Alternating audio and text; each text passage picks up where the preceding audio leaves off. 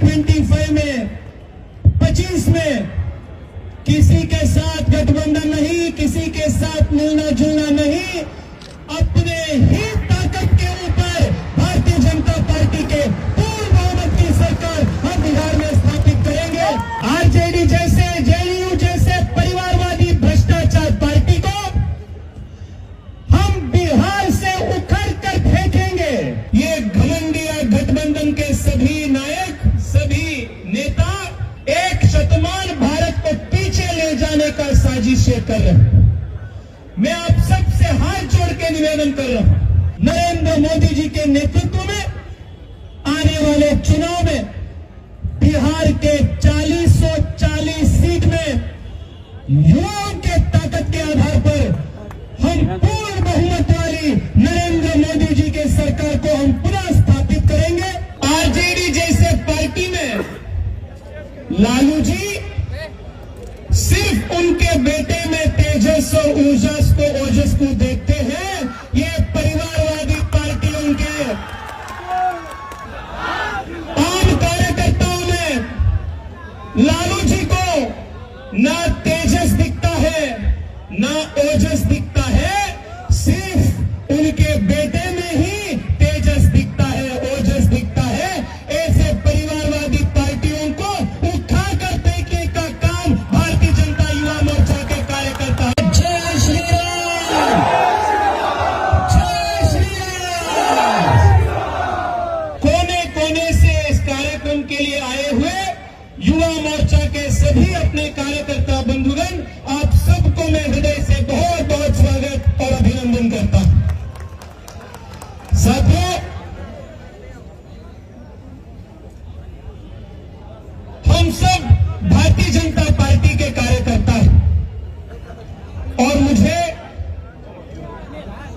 युवा मोर्चा के कार्यकर्ता होने के लिए, इस कारण के लिए मुझे गौरव होता है क्योंकि देश में एकमात्र ऐसा पॉलिटिकल पार्टी है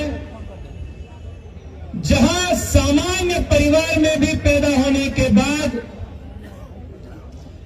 आप सांसद भी बन सकते हैं और कम उम्र में आप पार्टी के युवा मोर्चा के राष्ट्रीय अध्यक्ष भी बन सकते हैं। ऐसे पार्टी का, ऐसे युवा मोर्चा का हम सब हिस्सा हैं। इस पार्टी ने मेरे जैसे सामान्य कार्यकर्ता में तेजस और ओजस को ढूंढा, पर आरजेडी जैसे पार्टी में लालू जी सिर्फ उनके बेटे में तेजस और ओजस को देखते हैं। ये परिवारवादी पार्टियों के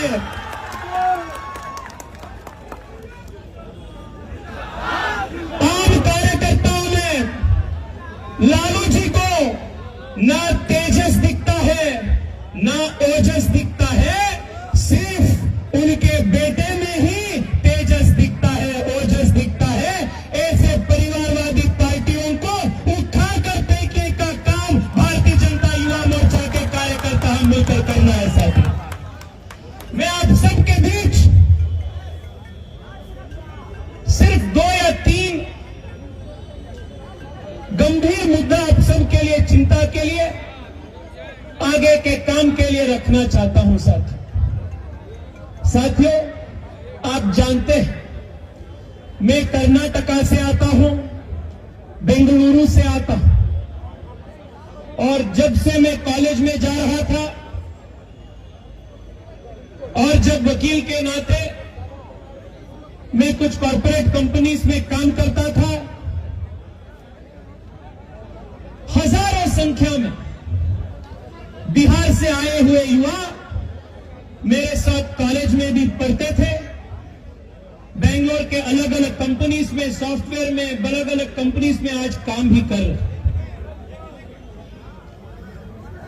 इतने बड़े संख्या में बिहार के युवा शिक्षा के लिए, रोजगार के लिए क्यों बाहर जा रहे? ये पलायन दशकों से क्यों चल रहा है? आज जब पूरे देश मोदी जी के नेतृत्व में आर्थिक प्रगति हासिल कर रहे हैं। आमूल चूर बदलाव पूरे देश में हो रहा है। ऐसे संदर्भ में भी बिहार की हालत वैसा था वैसे ही। आज भी बिहार के गांवों में प्राथमिक शिक्षा, बिहार के जिलों में उच्चतम शिक्षा आज भी बहुत कमजोर स्थिति है। आज बिहार के युवा 5 साल में डिग्री पाते हैं। बाकी प्रदेशों में आपको 3 साल में डिग्री मिल देते, पर यहां 5 साल के डिग्री पाने के बाद भी वो डिग्री सर्टिफिकेट का कुछ वैल्यू नहीं है। वो डिग्री सर्टिफिकेट लेकर आपको किसी जगह पे काम रोजगार कुछ नहीं मिलता है।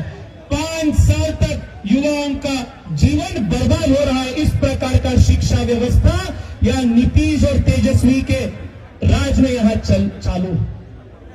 ना शिक्षा है, ना रोजगार, और इसके वजह से